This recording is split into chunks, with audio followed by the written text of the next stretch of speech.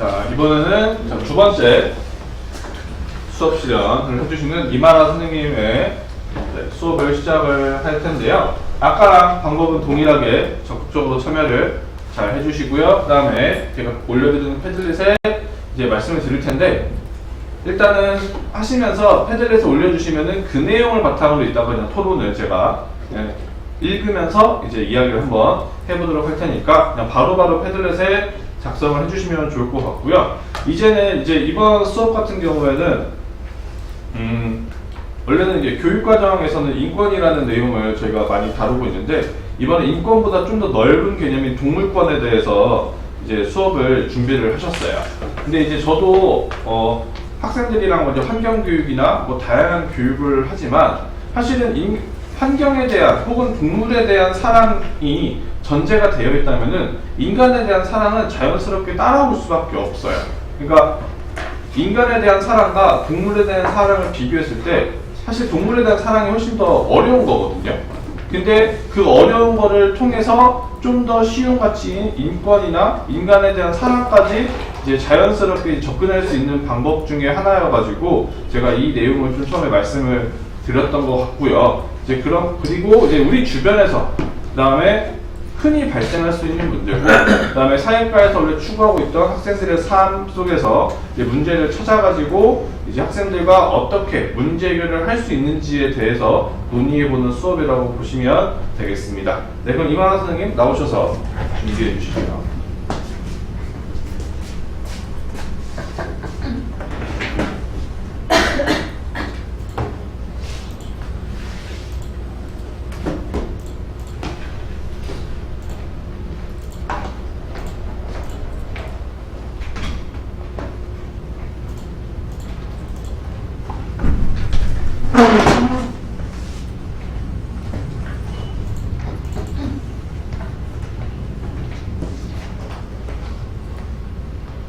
네.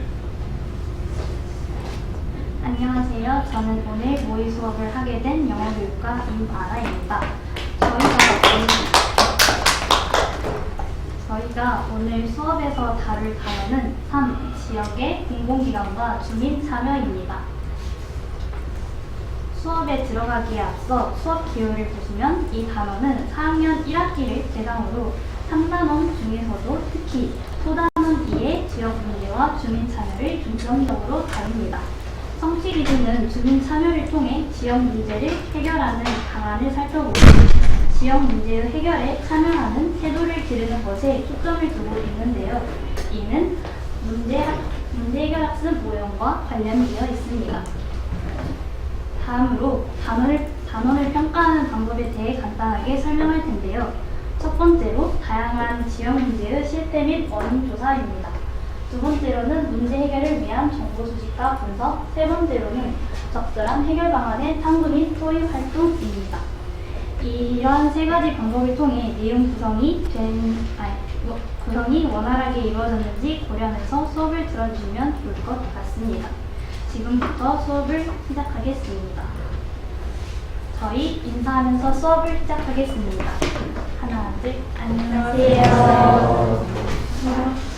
여러분, 저희 저번 시간에 우리가 지역에 있는 공공기관의 종류와 역할에 대해서 배웠어요. 다양한 공공기관을 구글어스를 통해서 찾는 활동을 했는데 기억나나요? 네. 그렇다면 오늘은 북쪽 소단원 2의 지역 문제와 주민 참여에 대해서 배워볼게요. 우선 간단한 영상을 하나 시청하겠습니다.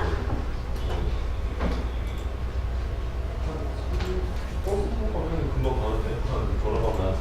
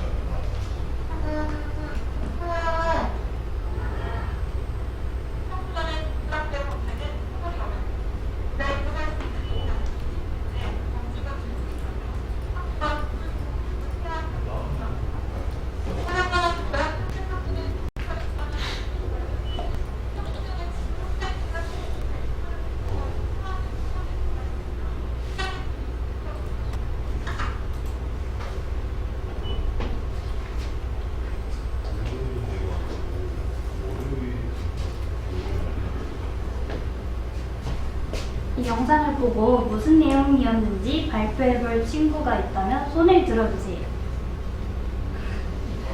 네, 청소년들이 중고등학생이 고양이를 죽이고 자랑스럽게 그런 사진을 인터넷 사이트에 공유를 하는 것을 문제로 삼고 있는 영상이었던 것 같습니다. 네, 맞습니다. 중고등학생이 인터넷 사이트에 동물 학대를 한 사진들을 올리는 문제였어요. 선생님이 다시 얘기해보자면 화면처럼 길 가다가 아기 고양이가 보이길래 심심해서 돌로 장난쳤어요 라는 말을 한 아이가 있어요. 이 영상은 여러분 또래의 친구들이 진행하는 개인 방송에서 한 아이가 고양이 사체와 혈흔이 묻은 돌멩이 사진을 올리면서 주목받게 된 사례예요. 사람들은 일어날 수 있는 일이라고 여겨서 영상을 봐도 모른 척 지나가기에 바빴어요. 하지만 이러한 무관심은 아이들의 호기심을 자극하면서 동물학대 문제로 나타나게 되는 계기가 되었어요. 그래서 우리는 이 영상을 통해 동물학대에 관심을 가지고 문제를 해결하면서 동물을 보호해야 합니다. 여러분이 생각하는 동물학대란 무엇인지 친구들과 얘기해볼까요? 몇 작품과 얘기해볼까요?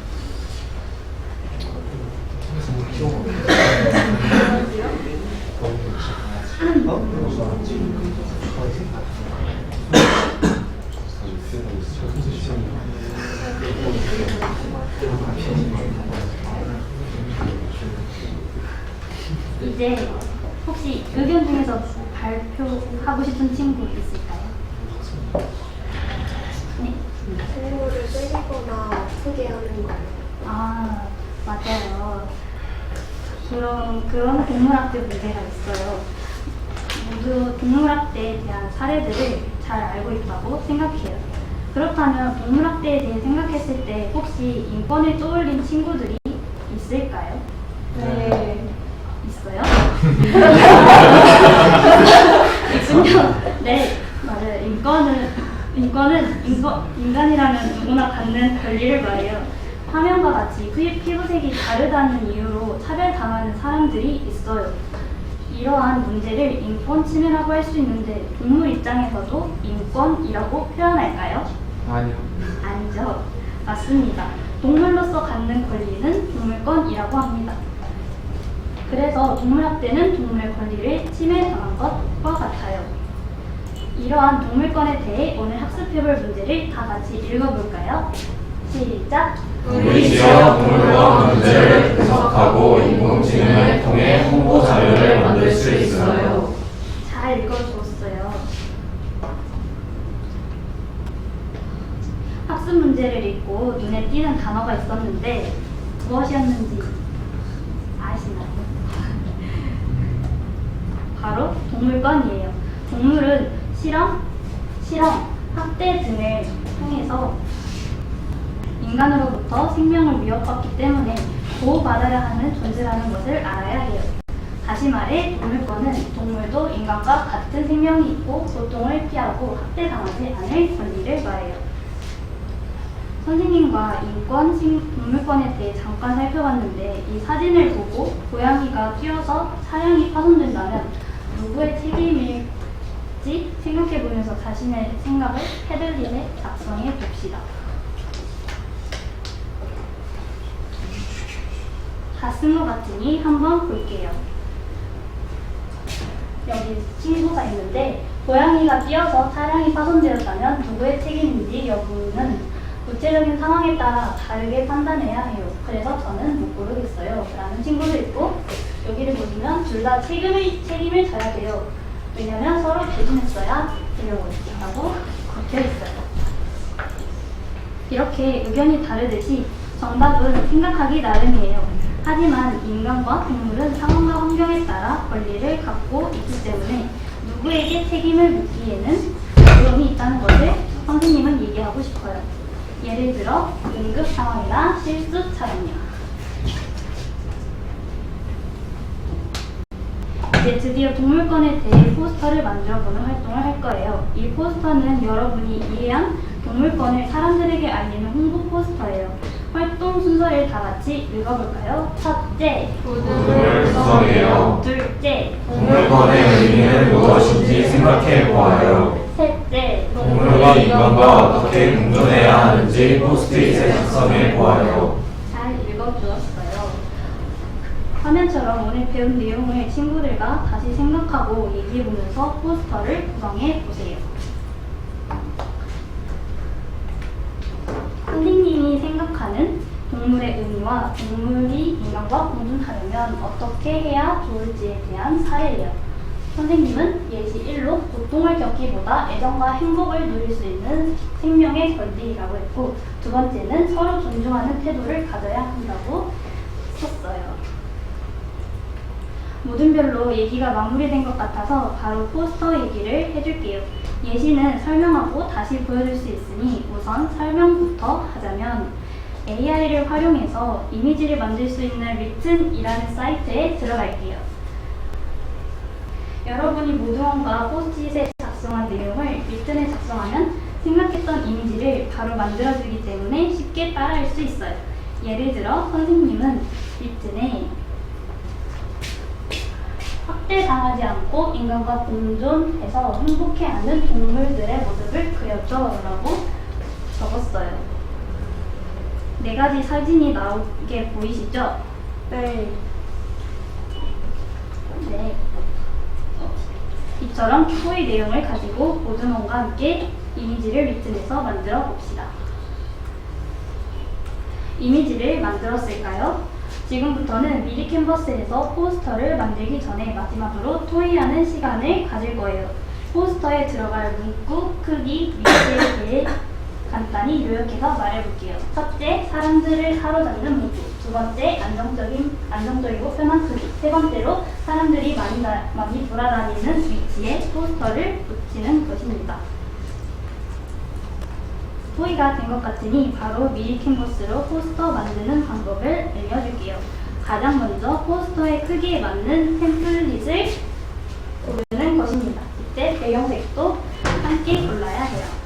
두 번째로 템플릿에서 배경색을 두고 필요 없는 나머지를 이런 부분들을 제거해 주시면 됩니다. 그리고 세 번째로 리튼에서 만든 이미지를 복사한 뒤 붙여줄 거예요. 이때 이미지의 위치는 모둠별로 원하는 대로 해주세요. 네 번째로 비어있는 부분에 배경을 꾸며줄 거예요. 다섯 번째로 토의했던 내용을 문구로 정리해주면 끝이에요. 선생님의 이 설명은 여기까지이고, 이제 여러분이 모둠원과 함께 태블릿으로 직접 동물권에 대해 포스터를 만들어 보세요.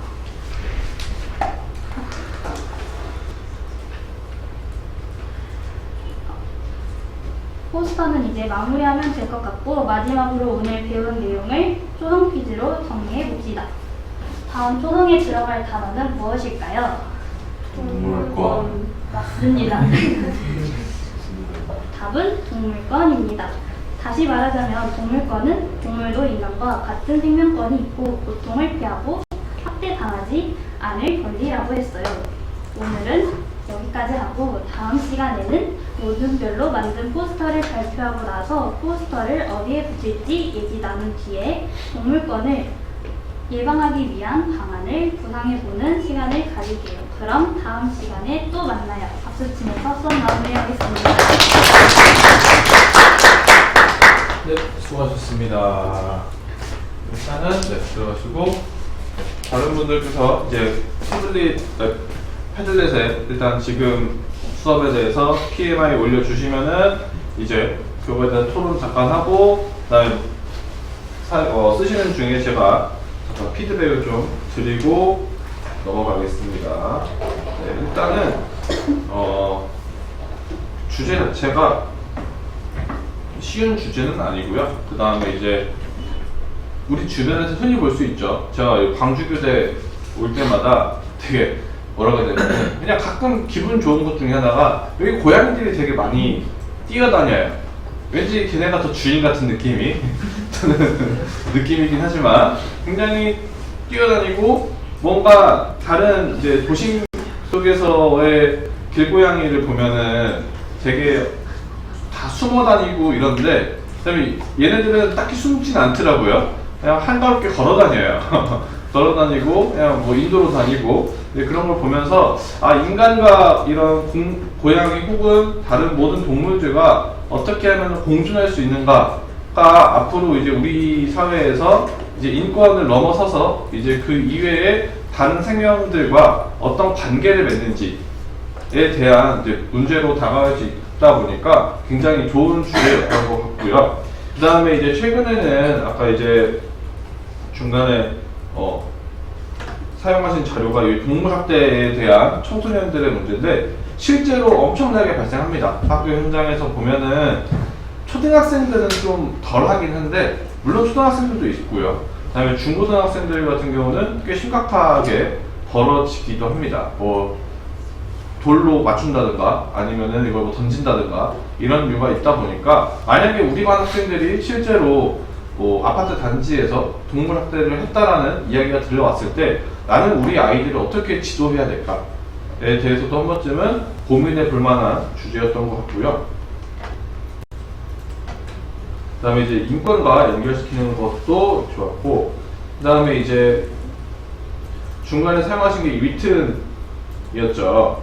최근에 이제 챗GPT는 어쨌든 초등학교에서 사용이 이제 불가능하다 보니까 이제 위튼 같은 경우로 많이 활용을 하고 있는데 초등학교 현장에서는 위튼은 이전에 말씀드렸던 것처럼 이제 챗GPT에는 API 그냥 그 서버만 가지고 와서 쓰는 거다 보니까 딱히 연령 제한이 있지는 않습니다. 연령 제한이 있지 않다 보니까 초등학생들과 거의 유일하게 쓸 수 있는 생성형 AI 툴이라고 보시면 되고요.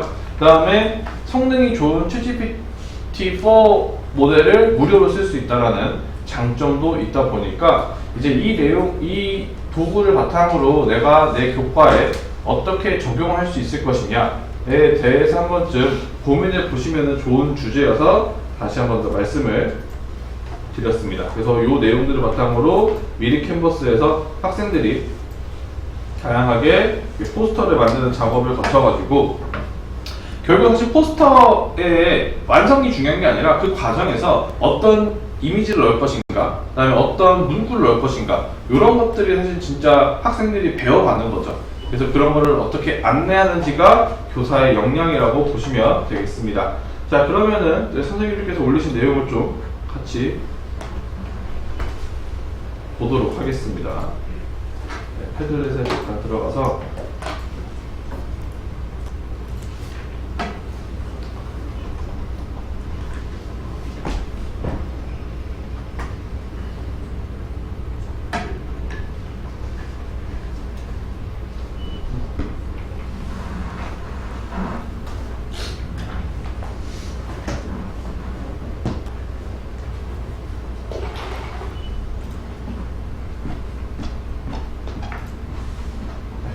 제가 아까 선생님들 발표하시는 동안 이제 조금씩 읽어보았는데 이제 대다수가 이제 좀 많이 이야기를 했었던 것 중에 하나가 동물학대라는 이 주제 자체에 대해서 다룬 게 너무 좋았다라는 내용들이 좀 많이 언급을 해주셨어요. 그 다음에 그만큼 우리 사회에서 이제 굉장히 좀 다뤄야 되는 내용이었던 것 같고, 그 다음에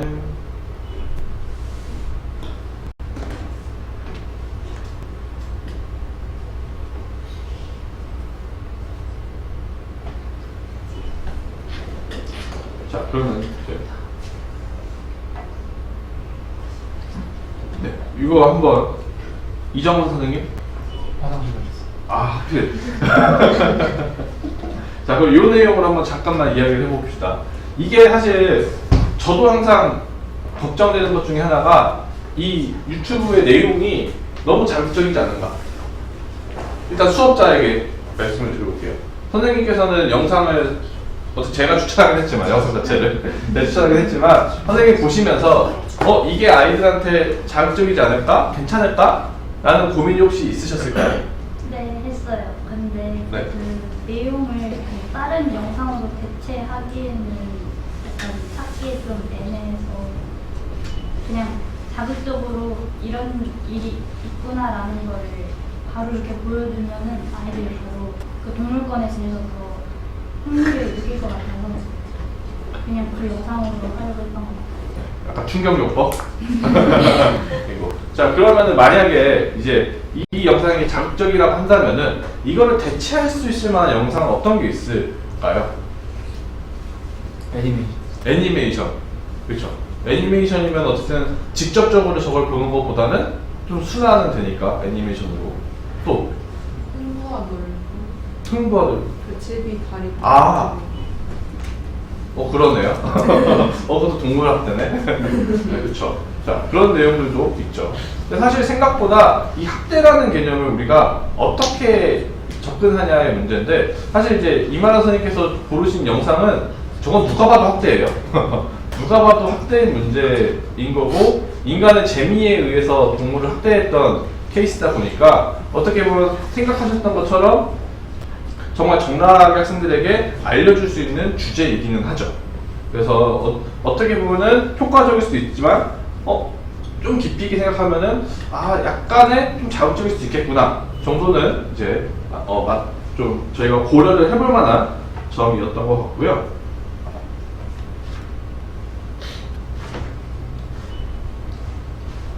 그렇죠. 이게 지금 박예일 선생님께서 언급해 주신 것 중에 하나가 1시간 수업하기가 40분 수업이잖아요. 지금 저희는 정돈화되어 있는 곳에서 이야기를 하다 보니까 이 수업이 40분 이내에 진행이 될 수가 있어요. 근데 생각보다 수업을 하시고 이제 처음 수업하실 때 욕심이 많잖아요. 우리가 이것도 해보고 저것도 해보고 하다가 활동 2에서 끝나요. 수업이 40분 수업이. 혹은 반대로 시간 조절을 잘못해서 40분짜리를 계획했는데 20분에 끝나버리는 수업도 되게 많이 발생을 합니다.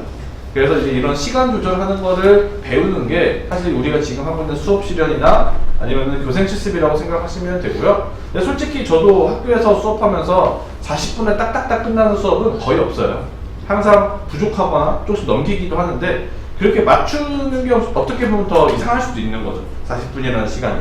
그래서 이제 이런 거를 좀 조절을 해보시면은 좋을 것 같고요.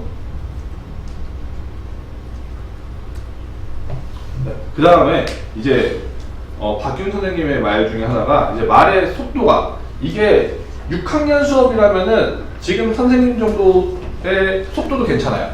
6학년이라면 5, 6학년이면은. 근데 3, 4학년, 1, 2학년으로 내려오면은 좀 더 천천히, 좀 더 또박또박이 되면 좋고요. 그 다음에 우리 반 학급이 좀 과밀학급이다. 더 천천히가 가시는 게 좋고요. 그래서 이게 학년마다 당연히 이제 다르게 가야 되는 문제고, 그 다음에 톤 같은 경우에도 1, 2학년일수록 톤이 높아져야 되고요. 5, 6학년일수록 톤을 낮추시면 돼요. 그래서 이제 그것도 나중에 보시면 알 것 같습니다. 그래서 전체적으로 재미있게 수업을 이끌어 주셔가지고 한 번쯤은 저희가 고민을 해볼 만한 이유가 같고요. 자, 요 내용, 요 주제 마지막. 자, 동물권을 이제 선택하신 이유를 마지막으로 듣고 마무리를 한번 지어보죠. 제가 사실 고양이보다는 강아지를 더 좋아하는데 여기 학교에는 고양이가 더 많더라고요. 근데 제 주변에 보면은 고양이가 차에 많이 치이고 또 다쳐서 제 주변 친구들이 많이 슬퍼하는 것 같았어요. 그래서 약간 이 문제로 아이들에게 약간 동물권에 대해서 알려주면 어떨까 해서 하게 된 것 같아요. 그래서 나중에 한번 이제 선생님들 현장 나가셔서 이것과 관련돼서 해보실 만한 주제 중에 하나가 캣맘이에요. 캣맘 같은 경우는 생각보다 사회적으로 논쟁이 되게 심해요. 그러니까 찬성하는 쪽도 강력하고요, 반대하는 쪽도 강력해요. 저마다 이유가 명확합니다. 그 다음에 어느 쪽이 완벽히 틀렸다고 이야기하기도 굉장히 애매한 주제예요. 그래서 이제 이런 동물권이나 이런 캣맘이나 이런 주제에 대해서 한번 좀 고민해 보시면은 좋은 주제일 것 같고, 이것도 마찬가지로 단순히 사회과에서 끝나는 주제가 아니라 사회과에서 시작이 됐지만 국어과나 다른 교과와 충분히 관련이 있을 수도 있고요. 그 다음에 예를 들면은 이제 우리 동네에 길고양이가 몇 명이 있는지 조사해가지고 수학 시간에 통계내는 거, 이런 수업도 가능하다 보니까 다양하게 접근이 가능하다 정도만 보시면 되겠습니다. 네, 수고 많으셨습니다.